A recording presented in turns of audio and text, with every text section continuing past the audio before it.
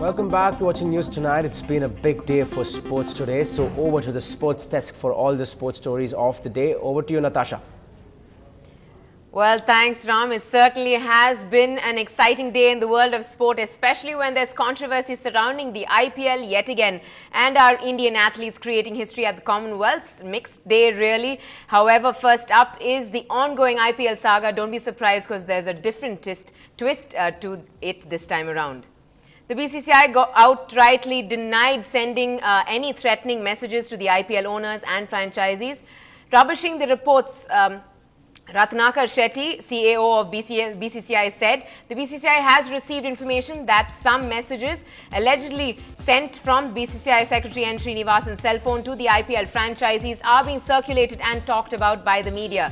The board would like to clarify that no such messages have been sent from his mobile. This is clearly a case of foul play.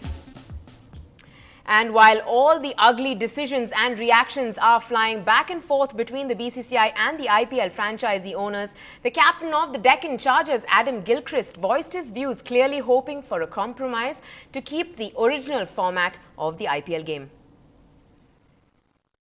I was as shocked as anyone. I didn't expect that to happen. And I don't know very few of us know the fine detail of why that's happened and what's occurred for the IPL to make that decision, but really I hope that there is some sort of scope for discussion and maybe some sort of compromise to be made so that the competition can continue in its original format, and obviously the possibility of 2 expansion teams was going to add a whole new flavour to it. My experiences in the IPL have been nothing but positive. I feel that it's had a very positive effect on the game of cricket in a global sense. Certainly, it must be said from an Indian perspective, I would imagine it's had a positive effect. It's created wonderful opportunities for so many people. And staying with cricket, but moving on to the ongoing test series between India and Australia, only a man blessed with immense powers of endurance could sustain a 20-year test career, and Sachin Tendulkar displayed exactly that quality on day 3 of the Indian dominance in Bangalore. Tendulkar batted through the day along the way, recording his 49th test century and helping to steer Murali Vijay to his first ever as India all but demolished Australia's first innings advantage. Tendulkar finished the day unbeaten on 191 and MS Dhoni was on 11. And with India requiring only a draw to win the series, there was no need for Dhoni to consider a declaration.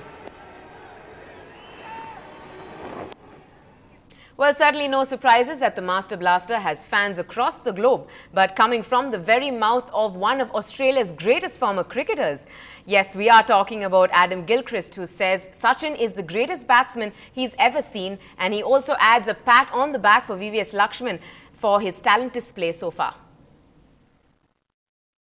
His longevity is amazing, and he looks like he's just going to keep going and going. So, yeah, it's his appetite for success and his appetite to do the work, to make the sacrifices, to commit to what it takes to be successful is very impressive.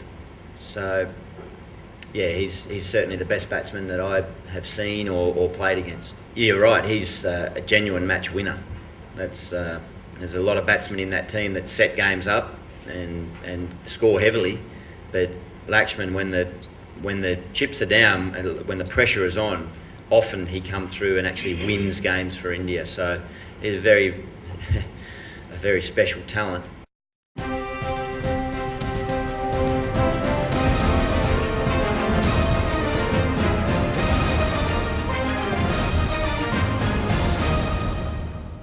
Well, it is day 9 at the Commonwealth Games, and no one really presumed that India's Krishna Punia would be making history at the Commonwealth Games. She's become the first Indian track and field athlete to win a gold at the Games since Milka Singh won in 1958. Poonia won the gold in the women's discus event, while silver went to Harmanpreet Kaur and bronze to Seema Antil. This is India's first sweep of all 3 medals in the Commonwealth Games. Poonia had won bronze in the last Asian Games. No doubt a proud day for Indian athletes, given that it's the country's first gold at the Commonwealth Games in 52 years. Now let's listen into what Poonia and her coach had to say after the memorable win.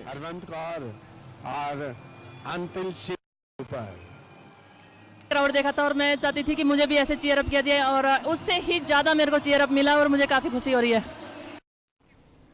Well, a little sad trail of events really after the good news about the Indians. It could turn out to be the first case of doping in the Commonwealth Games. Nigeria's women's 100-meter gold medalist Osayemi has been suspended after testing positive for a banned substance. Methyl hexamine. The 24-year-old had won gold after Australian Sally Pearson was disqualified for making a false start. Her provisional suspension stands until the result of the B sample is received. Well, now let's take a look at the medals tally at the Commonwealth Games. Australia stands right on top with 143 medals to its credit, while India continues to ride in the very prominent second place with 81 medals, of which 30 are gold. England, on the other hand, is on third place with 26 gold medals, followed by Canada and South Africa quite far behind. Well, that's it from the sports desk here at NDTV Hindu. It's back to you, Ram. Well, thank you, Natasha, for that sports update. That's all we have for you now. But before we leave, we give you a few pictures of Rahul Gandhi and Sonia Gandhi at the Commonwealth Games venues. Take a look. Thanks for watching.